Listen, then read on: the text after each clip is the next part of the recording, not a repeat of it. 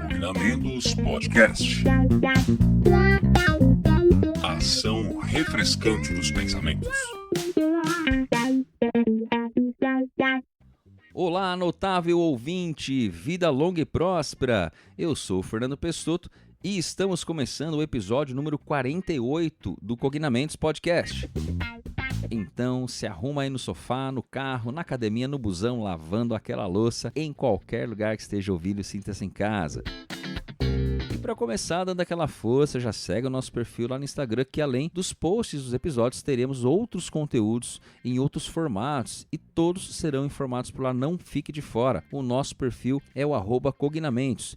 Inclusive, já estamos na nossa 10ª live. Todas as segundas nós estamos fazendo as nossas lives. Eu e o Lucas, o doutor Lucas de Francisco Carvalho, nós temos a nossa live na medida, em que falamos sobre avaliação psicológica, começamos falando de personalidade, agora estamos falando sobre como escolher um teste psicológico. Então, se você estiver interessado, quiser almoçar com a gente ali, fique à vontade, elas ficam salvas lá para você poder conferir depois.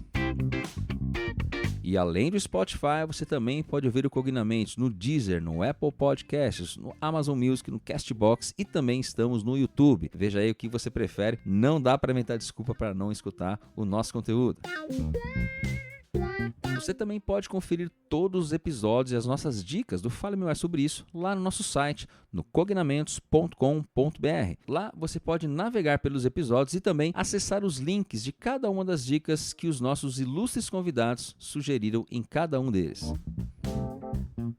E como você já é de casa, se quiser sugerir qualquer tema aqui pra gente, é só mandar um direct lá no nosso Instagram.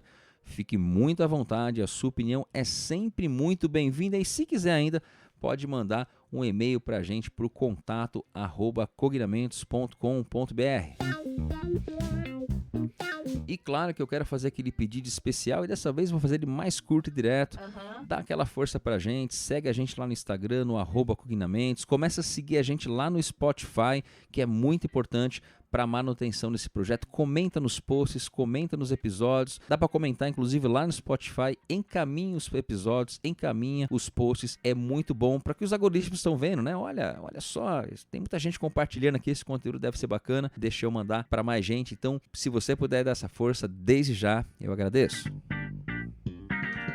E aquele recadinho também, só lembrando que nós estamos com um grupo exclusivo no Telegram, que nós podemos continuar as discussões aqui dos episódios. Além de vocês ali poderem trocar ideia com a gente, com outros ouvintes, tá? E alguns artigos, que como eu comentei nesse episódio aqui, eu tenho disponibilizado alguns artigos referentes aos assuntos, aos temas aqui, lá naquele grupo. Então não fique de fora, basta você acessar o nosso Instagram, ir lá nos destaques, lá tem um link para este grupo, esteja muito à vontade para participar de mais essa iniciativa.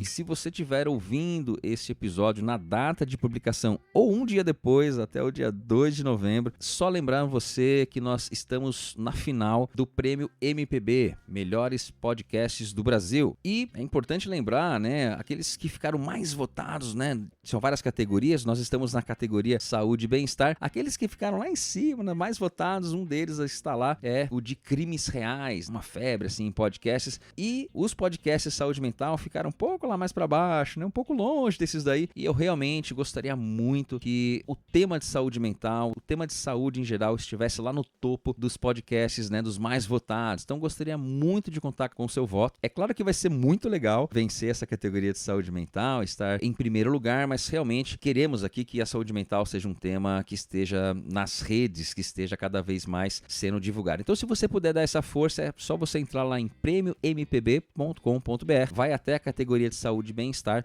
e vota no Cognamentos. É muito rapidinho, é bem rápido mesmo. Você faz um pequeno cadastro lá se você ainda não votou na primeira fase. E lembrando, se você votou na primeira fase, seu voto já foi zerado, tem que votar de novo agora. Dá essa força lá pra gente, né? É importante que a gente faça a saúde mental circular entre as nossas redes. E claro que depois de ouvir esse episódio, encaminhe para aquela pessoa que você sabe que vai gostar, nos ajude a compartilhar informações importantes sobre saúde mental e bem-estar entre a sua rede. E vamos para o episódio. E hoje temos um convidado aqui que ainda não nos conhecemos pessoalmente, acabamos de nos conhecer aqui para bater esse papo. Ele vai se apresentar, nós vamos falar, você já sabe, você que já clicou aqui já sabe o assunto que nós vamos falar, mas ele vai se apresentar, vai falar um pouquinho dele e logo em seguida começamos o nosso assunto aqui, que adiantando para vocês, né, esse episódio tá dentro daquela série de episódios sobre terceira onda, sobre TCC na terceira onda. Nós começamos já, tivemos o nosso episódio introdutório, no que nós falamos de terceira onda de forma geral, tivemos um episódio sobre DBT, né? E agora teremos esse episódio sobre Mindfulness. O Norton vai se apresentar e a gente vai começar esse bate-papo aqui. Bom, primeiro um prazer enorme estar aqui participando desse podcast.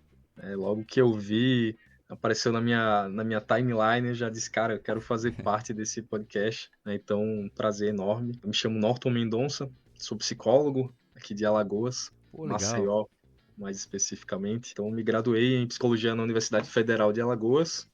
Me especializei em terapias cognitivo-comportamentais e também em mindfulness e promoção da saúde. E essa temática do mindfulness resume a minha vida profissional e acadêmica, né? Então, fui fazer o mestrado e o doutorado em psicologia cognitiva lá na Universidade Federal de Pernambuco e trabalhei com mindfulness tanto na pesquisa do mestrado quanto também no doutorado. Pô, maravilha. E que bom que... E foi assim, quem tá ouvindo a gente, né? Todo mundo que começa a seguir o Cognamentos lá no Instagram, eu mando uma mensaginha de boas-vindas e tal. Aí eu mandei, o Norton escreveu lá, cara, se for gravar aí de episódio de Mindfulness, me chama aí. E com certeza, acho que essa é a ideia do próprio espaço, né? A gente poder trocar ideia. Tava falando aqui com ele um pouquinho antes de gravar.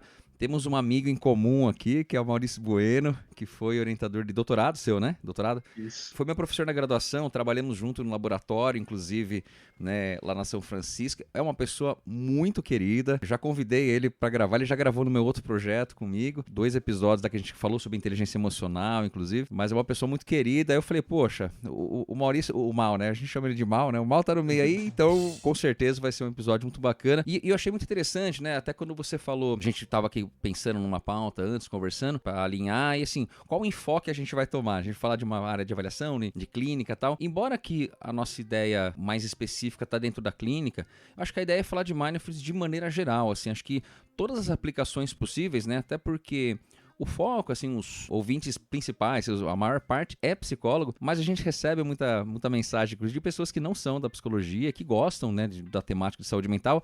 E acho que nada melhor do que mindfulness para estar inserido numa área geral de saúde, né? Não só na psicologia. Mas acho que a gente poderia começar definindo, né? Falando assim, o que é, da onde veio, enfim, contextualizar as pessoas que estão ouvindo aí, o que é mindfulness. E lá na frente a gente fala um pouquinho de como ele se insere na terceira onda, enfim, porque acho que ele tem uma prática extensa, né? Uma aplicabilidade muito grande, né? Mas como que a gente poderia começar definindo essa área, falando o que é a área ou a prática, enfim? Muito bom, muito bom.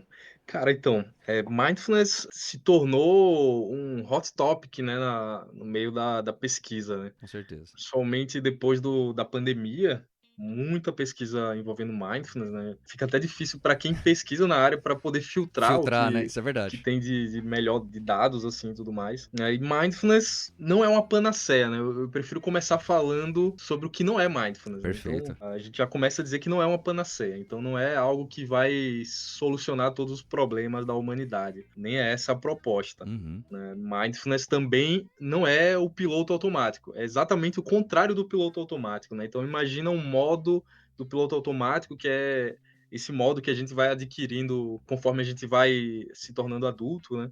Que a gente vai só fazendo as coisas sem pensar muito bem, a gente come e não presta atenção no que a gente está comendo, só vai ingerindo, né? A gente vai conversando sem prestar atenção de fato no que o outro está dizendo. Então, mindfulness é o contrário disso, né? Se a gente pensar em um conceito exato, preciso, eu posso trazer talvez o que seria o principal conceito do mindfulness, que é o conceito do Jon Kabat-Zinn, que é o principal estudioso do mindfulness no Ocidente, né? Que ele vai dizer que mindfulness é a consciência que surge quando prestamos atenção de forma intencional no momento presente e sem julgamento, né? Dotado de algumas atitudes, dentre as quais está o não julgamento, não julgar a experiência. Então, isso seria o mindfulness, né? Perfeito, acho que falando em Kabat-Zinn, né, acho que até esse ponto da definição geral, né, assim, de focar naquilo que você está fazendo, de estar presente, acho que esse é o conceito principal, assim, realmente, né, de estar presente. E hoje, né, eu tô dando aula agora, essa semana, sobre mindfulness para a galera do DTCC, né, na segunda disciplina.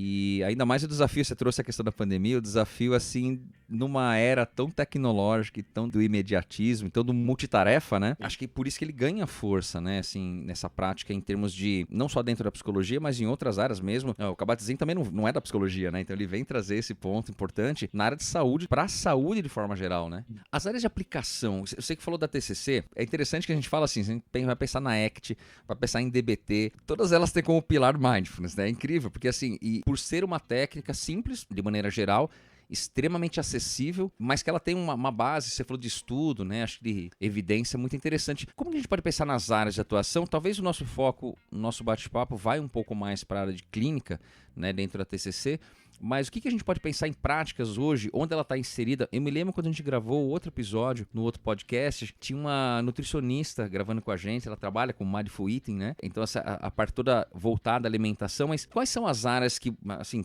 se é que dá pra gente elencar todas, mas talvez de maior aplicação, que a gente tem mais estudo, como é que a gente pode pensar nessas áreas? Cara, essa é uma boa pergunta, né? Eu falo principalmente desse contexto de pesquisa e desse contexto da clínica em psicologia, né? Já que Perfeito. eu tenho focado bastante, inclusive alguns projetos de livro que estão em andamento, nessa aplicação do mindfulness na prática clínica da TCC. Só que a gente pode encontrar diferentes aplicações. Então, a gente tem o mindfulness aplicado no contexto organizacional, né? A gente tem o mindfulness aplicado, né, no contexto da alimentação, como você colocou, Uhum. do exercício físico.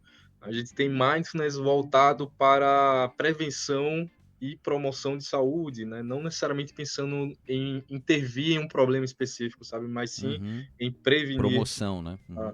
isso. Então, se eu for pegar a minha tese de doutorado, por exemplo, a gente fez um ensaio clínico randomizado, um programa de mindfulness, um programa brasileiro, o único que a gente tem até o momento, que é o programa de promoção de saúde baseado em mindfulness do professor Marcelo Demaso, da Unifesp. Uhum. Então, a gente aplicou esse programa em professores de escolas públicas para verificar os efeitos sobre inteligência emocional e burnout, mas mais especificamente pensando na ótica de prevenção, né? Como é que o Sim. mindfulness pode ser uma boa ferramenta de prevenção ao burnout, né?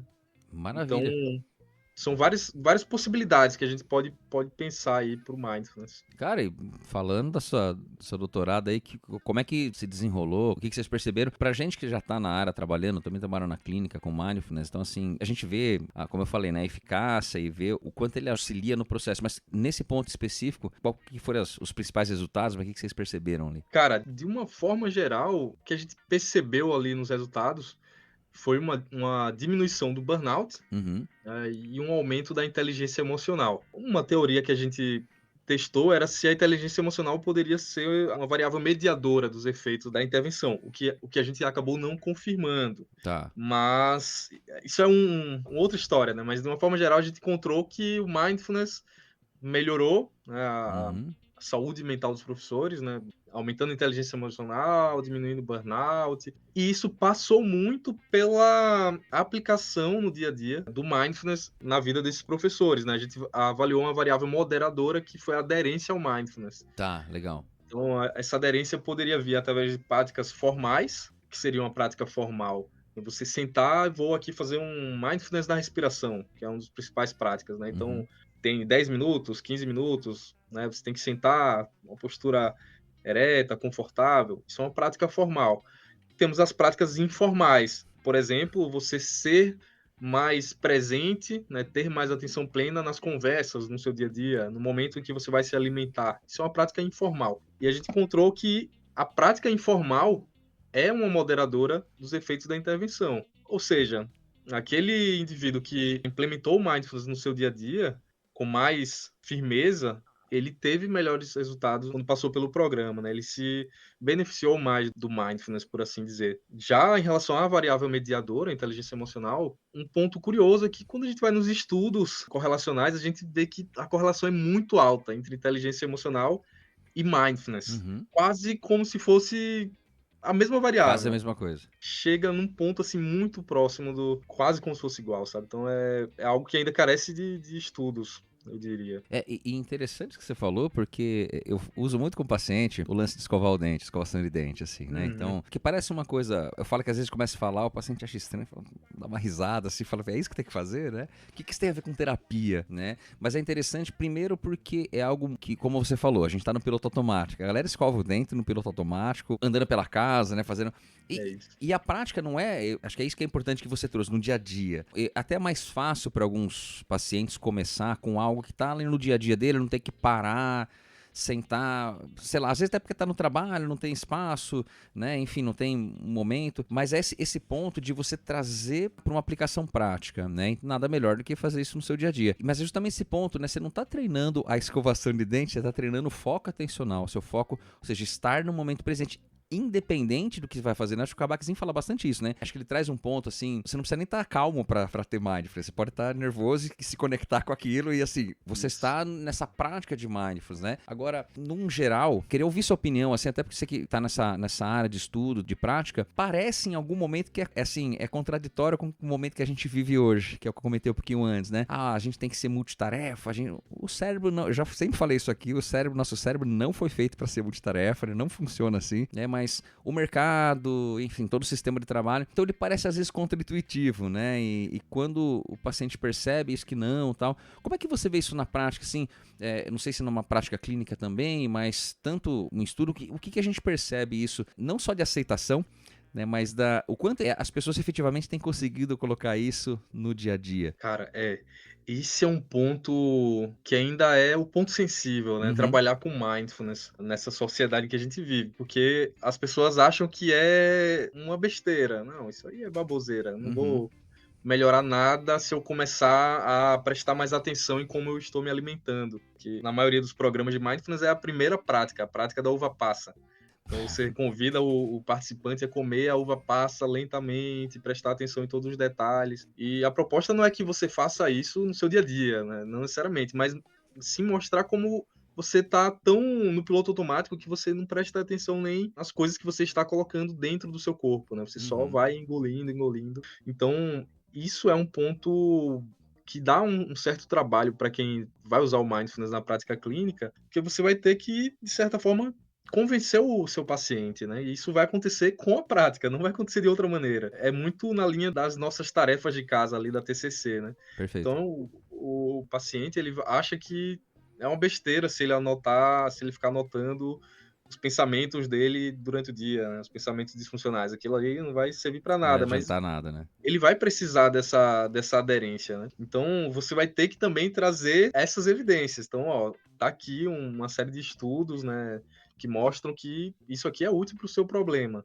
Só que você precisa seguir um certo caminho, você precisa praticar com regularidade, né? O professor Marcelo Demaso, que foi meu orientador no doutorado, Legal. eu gosto muito de mencionar ele porque ele é o maior nome que a gente tem aqui Sim.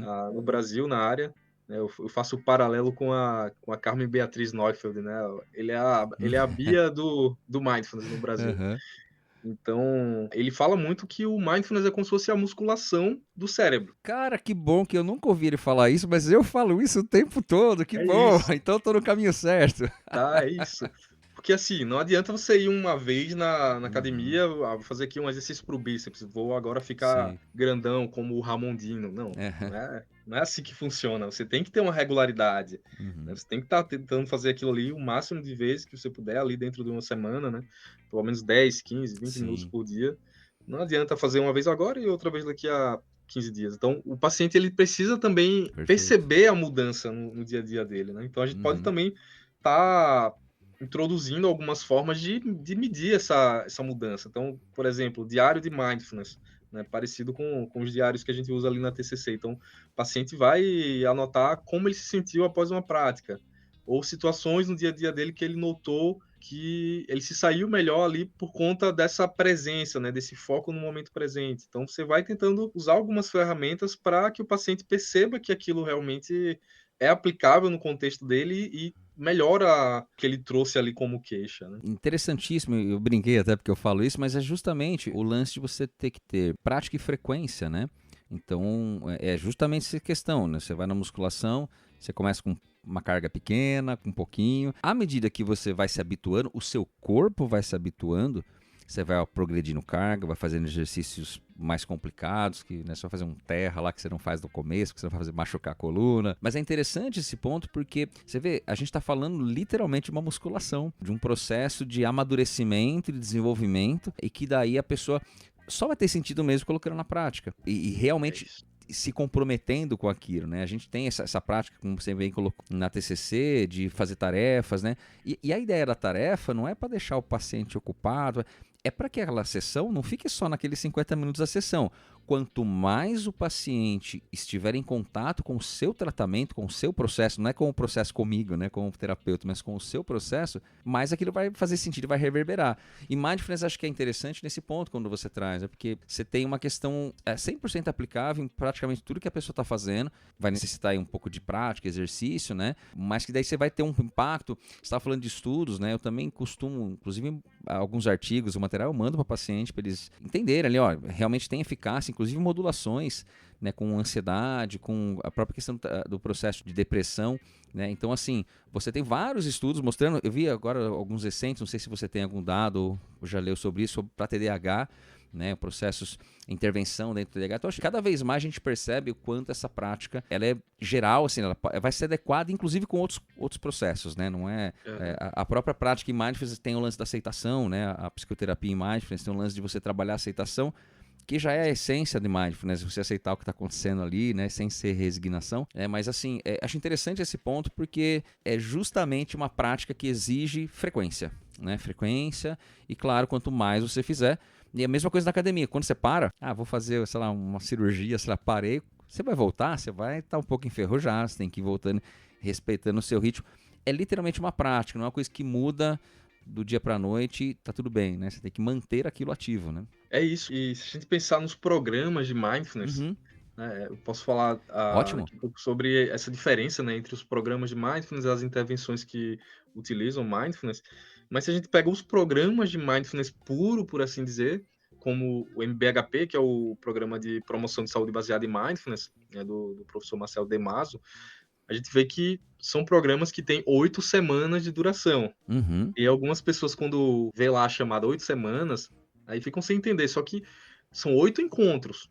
Só que ao longo das semanas, entre as sessões, você precisa estar fazendo atividades para que aquilo realmente faça sentido. Então, hoje a sessão vai ser sobre aceitação, por exemplo. Então, a gente vai ter algumas técnicas ali naquela sessão, práticas formais, práticas informais, dinâmicas. Só que ao longo da próxima semana você vai ter que estar trabalhando isso no seu dia a dia, né? Essa questão da aceitação com diferentes formatos de práticas. Sim, e é esse ponto, né? Assim, e outro ponto, né? Tá, eu tenho uma intervenção baseada em 8 semanas. O próprio Cavaquinho tem um programa, né? Que são de 8 semanas, foi né? o primeiro de todos, né? Que tem um programa baseado em 8 semanas ali. Só que assim, não é assim, você fez aquelas 8 semanas, pronto, acabou, vou pra casa, tá tudo certo agora. Até porque eu experienciei muito isso, né? Eu sou uma pessoa muito ansiosa, sou ansioso pra caramba, quem me conhece sabe, né? Mas Mindfulness me ajudou muito, muito mesmo, assim, consideravelmente, né? Então, respiração eu faço 3, 4 paradas por dia pra dar uma respirada, né? Até porque a minha vida é bem acelerada, né? Então, com aula, com atendimento. Mas é justamente esse ponto. À medida que você percebe o benefício, o resultado, o auxílio que aquilo te traz, não só, que às vezes eu acho também assim, o pessoal, te deixa mais calmo, não é só deixar, não é essa ideia, deixar mais calmo, mas ajuda, claro, diminui a ansiedade e tal, mas a partir do momento que você, o paciente, a gente percebe que há um resultado importante, pra que eu vou parar de fazer isso, né? Então, e são práticas que dentro da TCC, a psicoeducação é essa premissa de você ensina momentos, você ensina técnicas e o paciente vai usar sempre que ele quiser o resto da vida. Justamente porque são práticas saudáveis, né? Melhor do que a gente ter práticas ou ter ações ruins. Então, assim, a psicoeducação a gente tem essa premissa e o Mindfulness não é diferente, né? Pensando nisso, né? É isso. Exatamente. Então, cara, quando a gente vê o Mindfulness, a gente pode pensar, né? Voltando à questão das aplicações, né? Então, isso. temos os programas de Mindfulness. Então, o primeiro deles foi o programa de redução de estresse baseado em Mindfulness. Aí a sigla, normalmente a gente vai ver MBSR, que é o do Jon Kabat-Zinn, né, que ele criou ali comecinho dos anos 80. E a partir do programa dele surgiram vários outros, né? Terapia cognitiva baseada em Mindfulness, tem programas voltados à recaída em usuários de drogas, a gente tem programas voltados a a alimentação, como o Mindful Eating, que é apenas um de vários programas possíveis. Uhum. A gente tem aqui, como eu falei, o caso brasileiro, que é o MBHP, que é o Promoção de Saúde Baseada em Mindfulness. E a gente vai ver também a aplicação do Mindfulness no contexto da psicoterapia, né? Então a gente tem algumas abordagens, como você mencionou anteriormente, que colocam o Mindfulness ali como um pilar central, né? A gente tem a ACT, né? Terapia de Aceitação e Sim. Compromisso.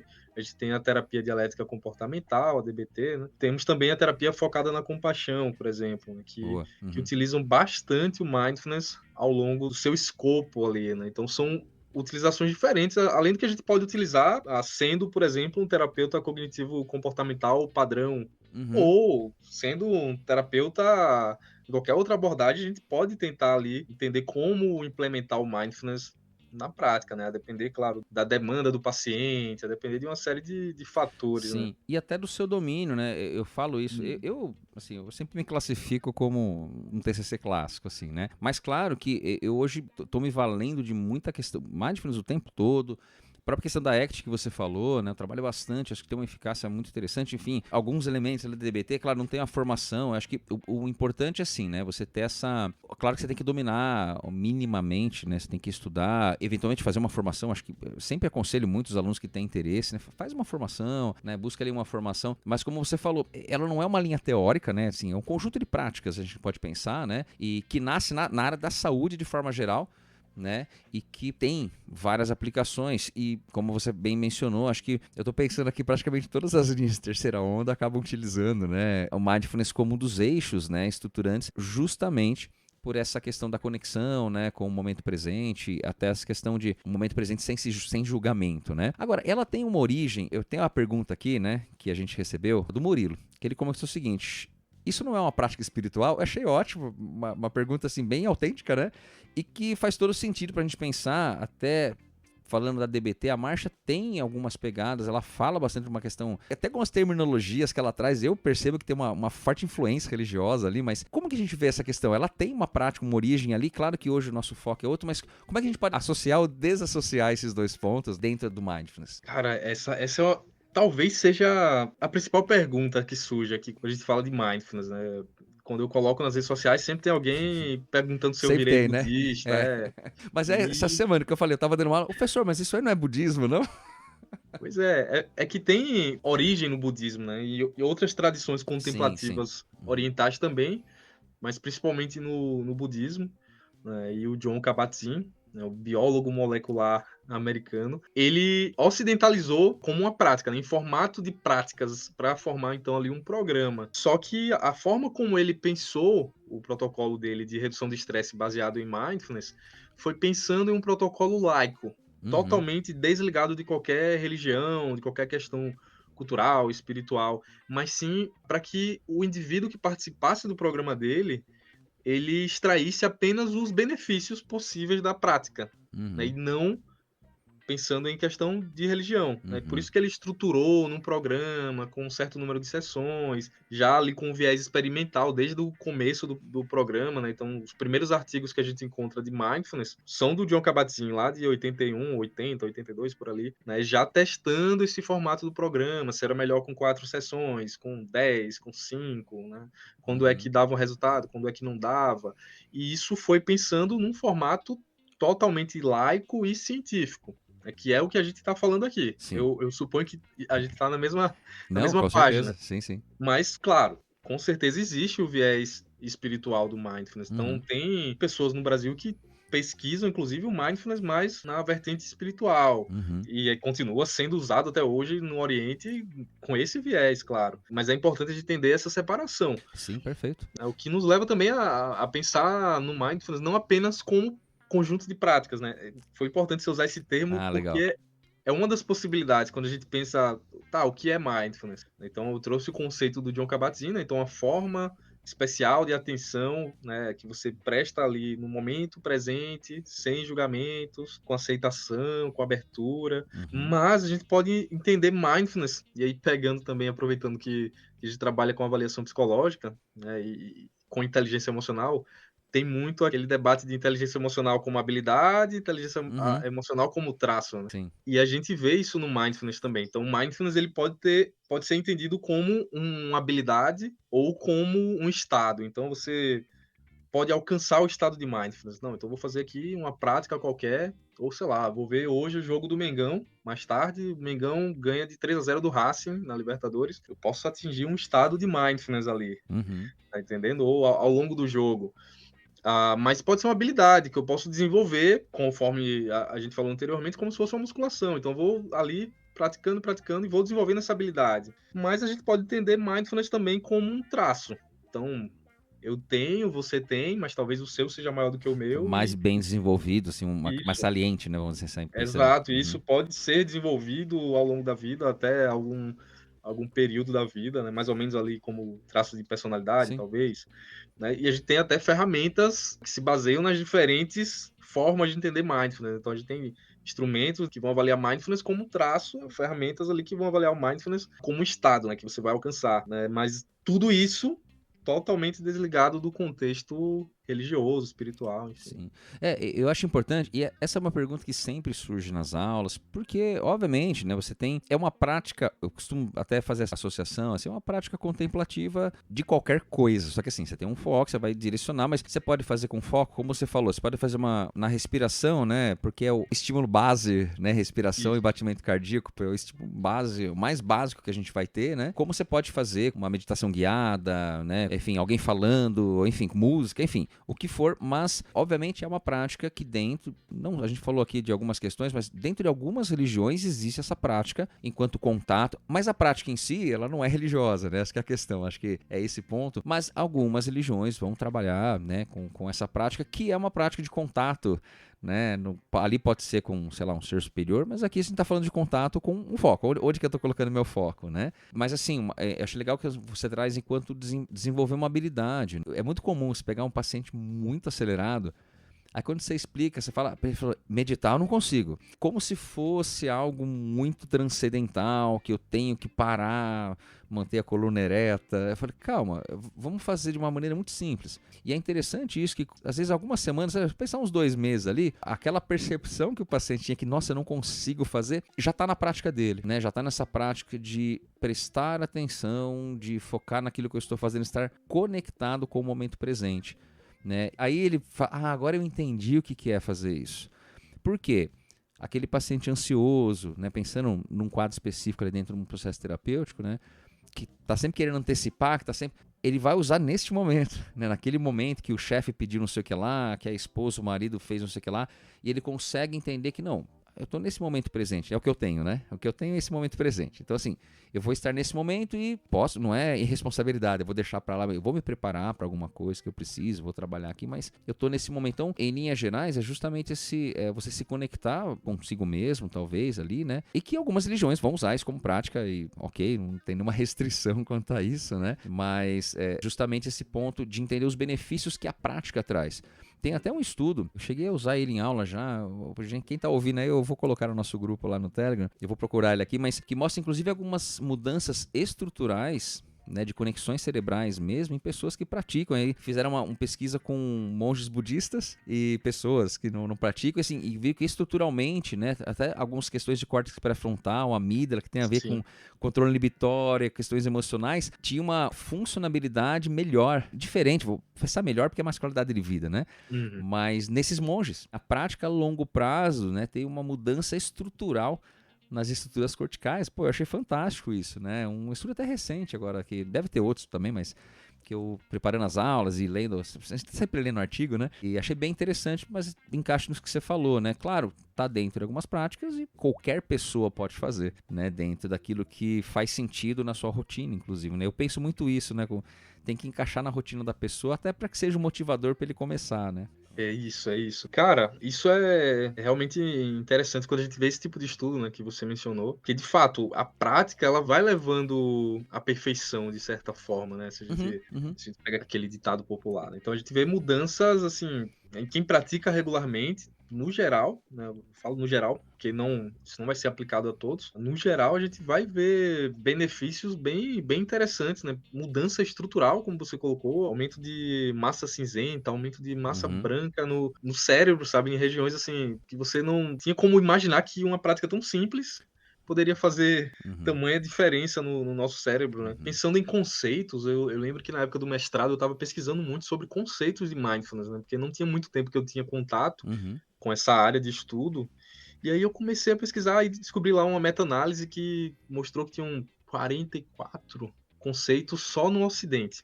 44 conceitos de mindfulness. Caramba!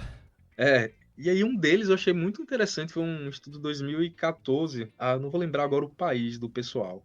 Eu acho que da Croácia, por ali, aquela região ali. E o pessoal levantou uma bola bem interessante, que era assim, será que o mindfulness é uma prática metacognitiva? E faz muito sentido, né? Quando a gente Com vai certeza. estudar o que é metacognição, faz muito sentido, né? Essa conexão consigo mesmo que você falou, né? De você Sim. estar conectado, na verdade é metacognição, é você estar observando ali seus pensamentos, as suas emoções, suas sensações corporais, sem necessariamente ficar preso a esses fenômenos, né? Mas sim tentando ali fazer ajustes pequenos para você estar melhor conectado no momento presente, né? Na experiência. Isso faz todo sentido, na verdade, tem alguns artigos, inclusive, trazem essa questão, né, da metacognição, justamente.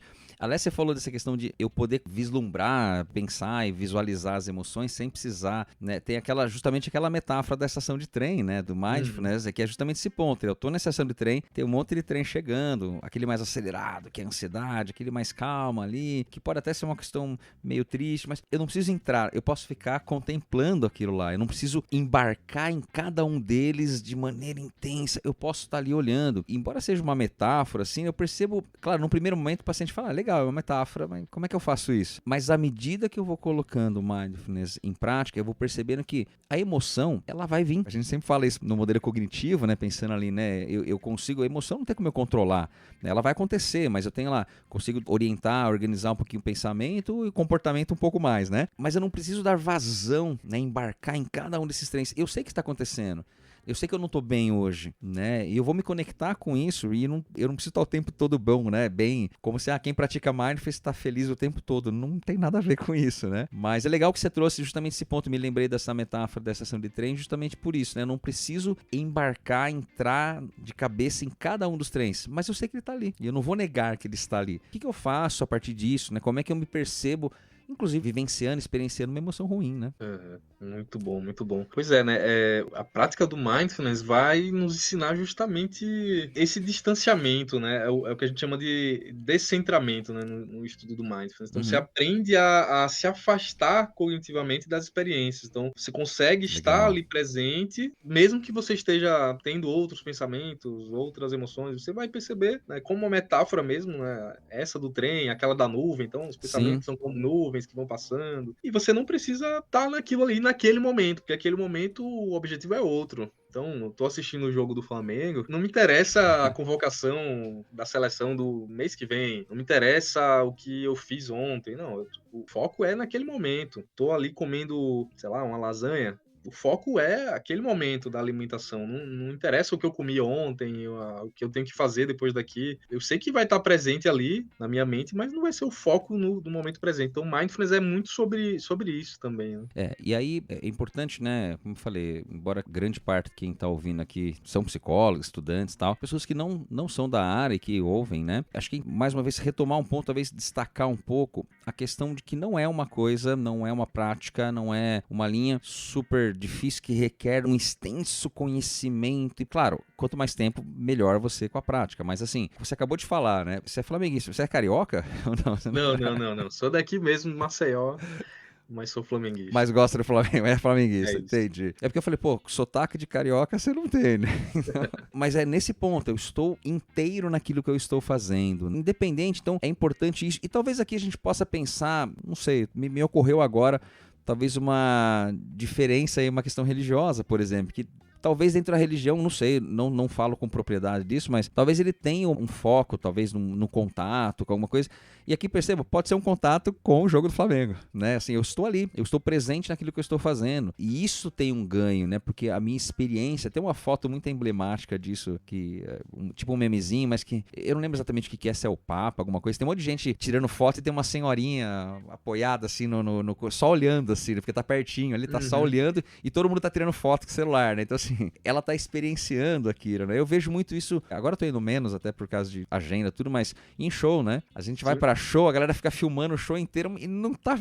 Ele tá vendo, ele tá presente e tá vendo o show pelo celular, né? Mas isso, e não é nada contra filmar, né? Eu fui, o ano passado, teve show do Bonfá aqui na Legião Urbana, né? Eu fui ano passado, filmei umas músicas lá que eu gostava, mas assim, obviamente, nada contra isso, mas é um pouco essa metáfora também, né? Porque assim, eu tô ali e é como se eu não estivesse experienciando. Então, quem tá ouvindo, é sempre importante pensar isso. Não é uma prática transcendental, tal. É evidente que quanto mais você praticar, melhor vai ser a sua habilidade, que a gente tá falando aqui. Talvez você até consiga algumas práticas, exercícios um pouco mais avançados, que exijam mais foco e tal, mas a ideia não é essa, né? Acho que a ideia, como a gente tá falando aqui, você tem um ótimo exemplo, eu tô sentado assistindo o jogo e é isso que eu estou fazendo agora, né? Eu estou concentrado, eu estou por inteiro naquilo que eu estou fazendo. E só daí, né, o ganho cognitivo, emocional, de bem-estar, né? Lembrando por quê que tem esse ganho. Nosso cérebro não foi feito para ser multitarefa, né? É isso, é isso. Pois é.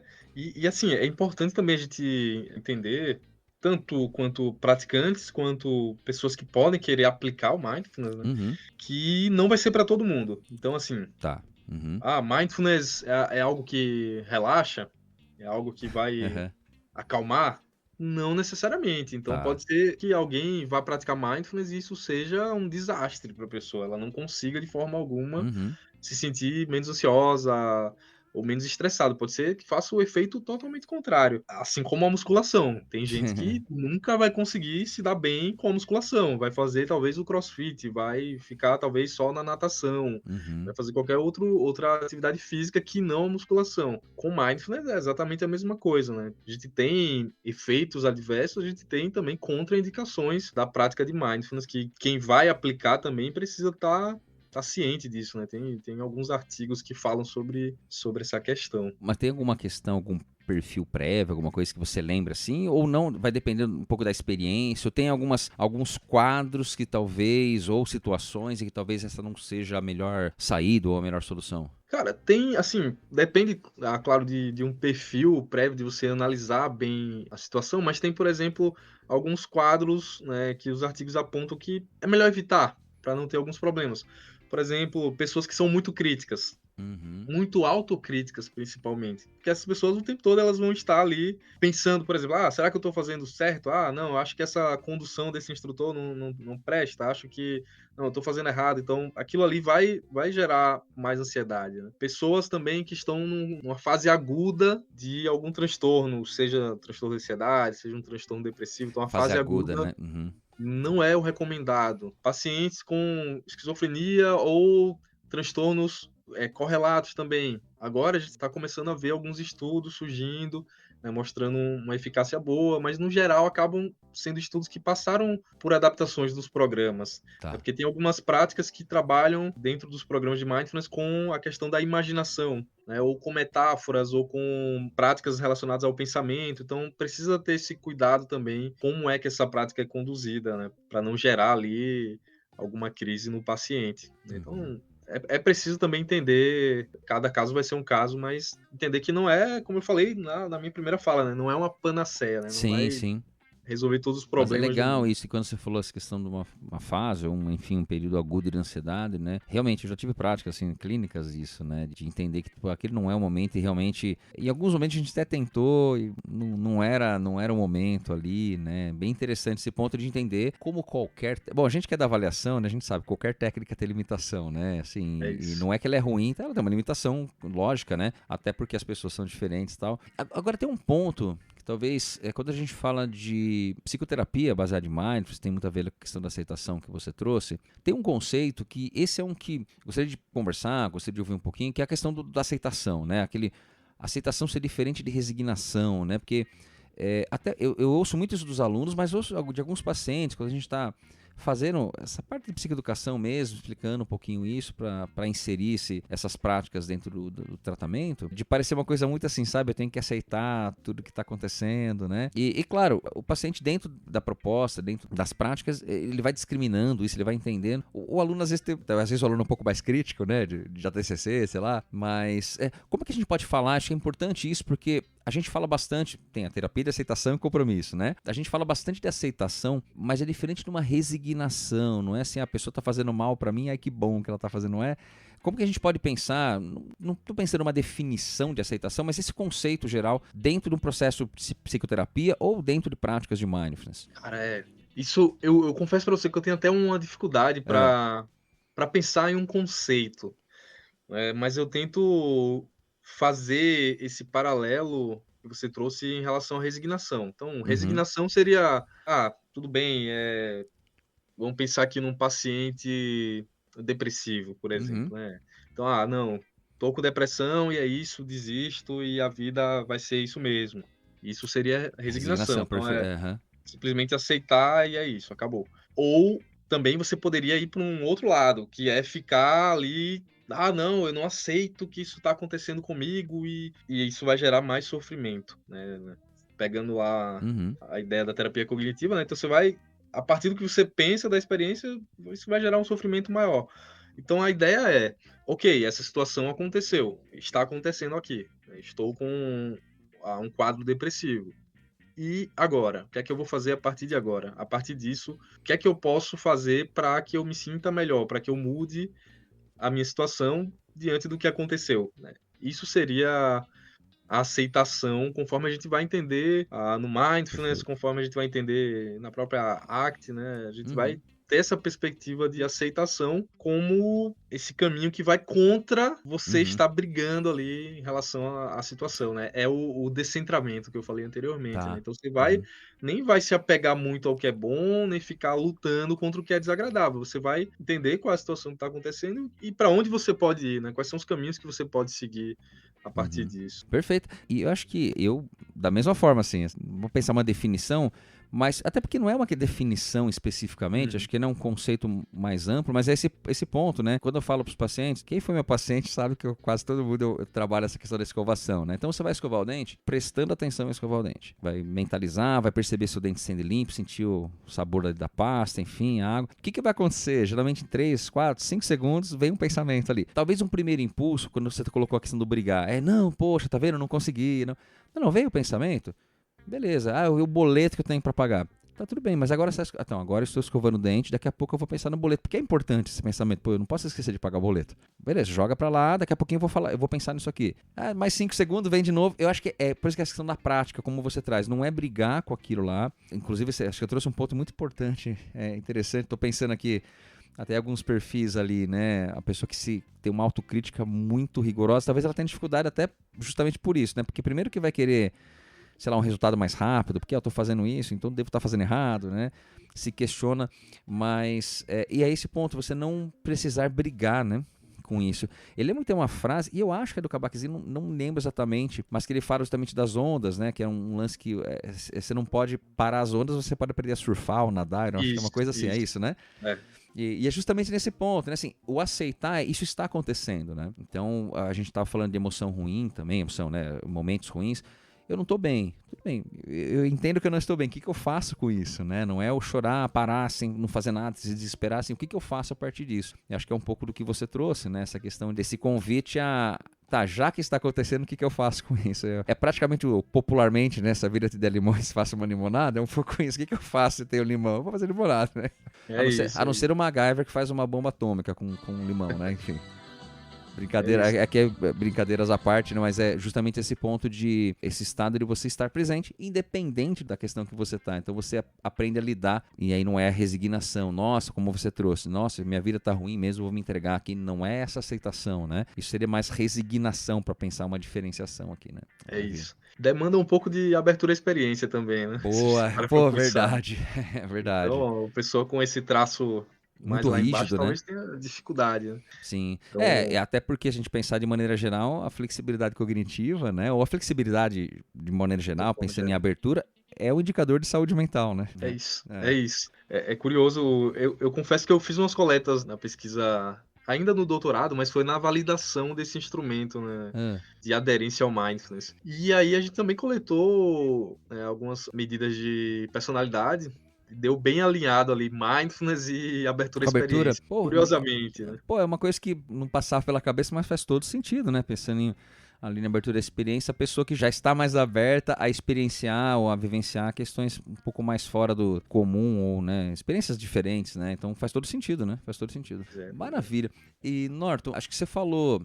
Inicialmente também, eu comentei, né, que eu uso algumas técnicas, tá? Eu já cheguei a fazer alguns cursos, enfim, né? Mas existem informações específicas, existem programas, como é que funciona para quem quer, tanto o profissional que gostaria de trabalhar com essa prática, quanto a pessoa, sei lá, não sei se, eu preciso então buscar uma terapia, como a gente poderia pensar nessas formações?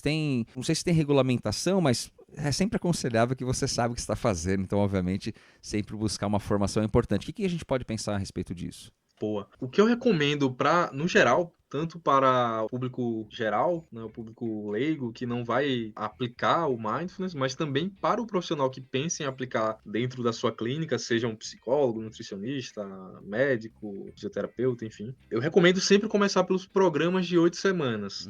Essa é a porta de entrada, né? Então a gente vai ter diferentes instrutores no Brasil que ofertam um programa de 8 semanas. O que é que a gente vai encontrar num programa de 8 semanas padrão assim de mindfulness, né? São 8 sessões, 8 encontros, mais atividades entre as sessões, né? Como eu falei anteriormente. Então isso totaliza ali 8 semanas de intervenção. E dentro desse programa a gente vai encontrar dinâmicas, a gente vai encontrar práticas formais, né? Mindfulness na respiração, mindfulness nas sensações do corpo, mindfulness nos movimentos. Então vai ter alguns momentos ali de Hatha Yoga, né? Então um yoga um pouco mais leve. A gente vai ter também momentos de psicoeducação. Então, no geral, são programas que tem uma série de elementos, né? Traz também ali a questão da compaixão, questão de aceitação. Então, cada sessão tem um tema, né? Cada semana tem um tema que vai ser trabalhado. E eu acredito que essa é a principal porta de entrada para o mindfulness. E para quem vai conduzir, então, é essencial você passar pelo programa, né? Para você ter essa experiência, de fato. Agora, pensando em formação, para instrutores, a gente vai ter alguns centros formadores no Brasil. O principal deles é o MindBR, que é o antigo Mente Aberta, lá da Unifesp, do professor Marcelo Demaso. Foi onde eu fiz a minha formação profissional de instrutor e especialização também em Mindfulness. Mas a gente tem o Centro Paulista de Mindfulness, a gente tem também alguns centros formadores lá no Paraná. Agora eu confesso que eu não vou me recordar o nome, mas é algo que eu posso repassar para vocês depois, né? A gente tem também algumas formações lá no Rio Grande do Sul. Então a gente tem poucos centros formadores, mas são bons centros formadores, né? Que tem uma credibilidade até internacional, né? Então é importante para quem vai conduzir práticas ter essa formação profissional, né? Para justamente não acabar cometendo algum erro, né? Por exemplo, voltando à terapia cognitivo-comportamental. Eu acho que é muito pouco você se formar em psicologia, por exemplo, e já ir usar a terapia cognitivo-comportamental. Eu recomendo fazer uma especialização, de fato, em terapia cognitivo-comportamental. E a mesma lógica vai se aplicar ao mindfulness, né? É uma técnica, e toda técnica, como você bem colocou, ela tem as suas limitações, ela tem os seus benefícios, mas ela também tem seus riscos, né? A gente está falando de saúde mental, então é importante ter uma formação de qualidade pensando no mindfulness também. Perfeito, perfeito. E acho que essa questão, né? Assim, qualquer preceito que você vai trabalhar, você precisa entender, né? Eu falo minimamente, mas tem que ser mais que minimamente, né? Pensando até numa ética profissional, né? Você tem que saber o que eu estou fazendo ali, né? Então, legal, que bom, né? E que bom que a gente tem...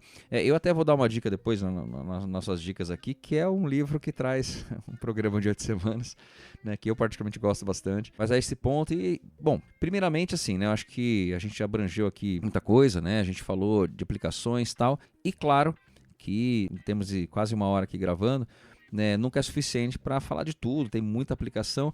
Então a gente tem a nossa sessão aqui, que é o Fale-me Mais Sobre Isso, para ter algumas indicações para quem quiser aprofundar, que sejam indicações acadêmicas, livros, filmes, enfim, que precisar aí para o nosso ouvinte aprofundar um pouco nessa nossa prática aqui e nesse nosso assunto. Então vamos lá para o nosso Fale-me Mais Sobre Isso. Fale-me mais sobre isso. E você sabe que o Fale-me Mais Sobre Isso é um oferecimento da Leplus Studio. Pois é, aqui o Cognamentos fez essa super parceria com o Leplus Studio, que é uma aceleradora de empresa focada em alta performance que auxilia negócios a aumentarem o seu faturamento por meio de estratégias sob medida, tanto nas mídias sociais como na loja. Então, se você quer divulgar sua marca, o seu nome, seu produto, seu serviço, entre em contato com eles lá, pode ser pelo @LeplusStudio. Você vai falar com o meu amigo, com o Abdu, e ele vai fazer uma análise das suas necessidades e projetar a melhor solução para você. Não deixe de conferir o trabalho da Leplus Studio. Então, eu sou um grande amante dos livros, né? Maravilha. Tenho tido pouco tempo para ler livro, terminei o doutorado tem um pouco mais de um ano, então é só artigo, né? Agora eu tô lançando aos poucos os artigos. Como diria, desculpa te cortar, como diria um amigo nosso aqui do doutorado, ele falou assim, agora que eu terminei eu vou viver um pouquinho, aí eu vou voltar a ler as coisas, né? Mais ou menos isso, né? É que a gente fica muito focado no que precisa, né? É isso. Então só tem tempo para ler artigo. Mas tem uns livros bons de mindfulness. Então, o primeiro deles é Viver a Catástrofe Total, do Jon Kabat-Zinn. Então, nesse livro ele fala também da criação do MBSR, que é o primeiro programa dele de mindfulness, né? E ele vai falar muito sobre como você pode utilizar o mindfulness para enfrentar o estresse, enfrentar doenças, questões de saúde mental, de saúde física, como você pode lidar com essa correria do dia a dia, né? Então, é um livro enorme, como dá para ver, uma Bíblia, quase. Esse é a base, né? Não, essa aqui de fato é a Bíblia. Do Mindfulness, essa é a Bíblia. São 700 páginas, basicamente. Um outro livro muito bom é o livro do professor Marcelo Demaso e do Javier Garcia Campaio, que é o Manual Prático de Mindfulness. Muito bom, né? Tanto esse livro quanto o do Jon Kabat-Zinn são da editora Palas Athena, né? Então recomendo muito, porque eles fazem também assim, um bom apanhado teórico do que é mindfulness, das origens e tudo mais, mas eles vão trazendo práticas, né, como você pode utilizar no seu dia a dia, diferentes práticas de mindfulness, né? Então vale muito a pena. Um outro livro que eu adquiri recentemente no Congresso Brasileiro de Terapia Cognitiva, né, que teve em Florianópolis no começo do ano, é um livro do John Tisdale, que é o criador, né, um dos criadores da terapia cognitiva baseada em mindfulness, né, que é o que acontece em mindfulness. Então aqui ele vai detalhar bem, né, como funciona o mindfulness, né? Quais são os mecanismos por trás do mindfulness, né? Como é que isso acontece, por que isso acontece, né? Então é um livro bem assim, bem interessante, é um livro curtinho, né? Hoje em dia os livros estão mais para isso do que para o do Jon Kabat-Zinn. Mas é um livro bem completo, né? Ele vai abordar pontos bem interessantes, né? Então, ele vai dizer como acontece, o que acontece no Mindfulness, o porquê acontece, né? Então, um baita livro, recomendo muito. Eu acredito que você lendo esses três, né, já tá muito bem. Já tem uma excelente base, né? Ao menos para ter um bom conhecimento, né, daquilo. E aí você até vê, né, se é uma prática que vale a pena, o que você queira colocar, né? Eu tenho um aqui, eu fico até sem graça de falar, mas olha, eu tenho um livro, eu não sei se você conhece esse livro aqui, né, que eu vou ser bem sincero, que a primeira vez que eu vi pelo nome, eu falei, nossa, tem uma cara de autoajuda, eu sou muito sincero em falar isso, atenção plena. Como encontrar a paz em um mundo frenético. Aí você fala, pô, esse livro deve ser uma papagaiada. Mas eu comprei, porque pessoas de confiança indicaram, e eu gostei bastante dele. Inclusive o Kabat-Zinn, depois que eu vi, ele faz o prefácio do livro, ele escreve o prefácio do livro. Sim. Mas ele tem um programa de 8 semanas, né? Então ele tem umas propostas bem práticas e numa linguagem que eu achei muito acessível. Né, muito acessível, então acho claro, né, é uma questão até para você conhecer, para você entrar em contato com aquilo, acho que pode ser uma boa porta de entrada aí, né, para trabalhar com ele, né, então fica aí essa dica também, temos aí, para quem quiser, então dá para aprofundar um pouquinho nessa temática, né. Norton, agradeço demais o convite, obrigado mesmo, pô, que bom, né? Acho que e quem tá ouvindo a gente, que tiver interesse, pô, eu achei demais. Fui lá, agradeci, ele tá começando a seguir e falou, pô, vamos gravar, vamos, é essa a ideia, né? Mais uma vez, muito obrigado, né? Muito obrigado pela disponibilidade aqui, a gente conseguiu ajustar um horário aqui pra gente conseguir gravar. Agradeço bastante, tenho certeza que a galera que tá ouvindo também curtiu pra caramba e a gente vamos pensar em umas outras oportunidades, a gente poder ter mais alguns momentos aqui pra gente trocar ideia. Aí eu que agradeço o convite, Fernando, fico à disposição. Foi uma honra participar e foi uma conversa bacana, né? É uma área que está em crescimento. Eu espero que esse podcast consiga aí atingir algumas pessoas para que venham para o Mindfulness praticar, pesquisar, aplicar no contexto clínico. E é isso. Belezeira. Cara, muito obrigado e a gente se fala numa próxima oportunidade, então. Valeu. E você que ouviu aqui o nosso episódio, curtiu esse episódio, tem aqui um pequeno convite para você. Gostou? Você falou, essa ideia de mindfulness é legal? Tem um pequeno convite para você. Em vez de você buscar controlar a mente, que tal apenas observá-la hoje por alguns minutos? Bom exercício.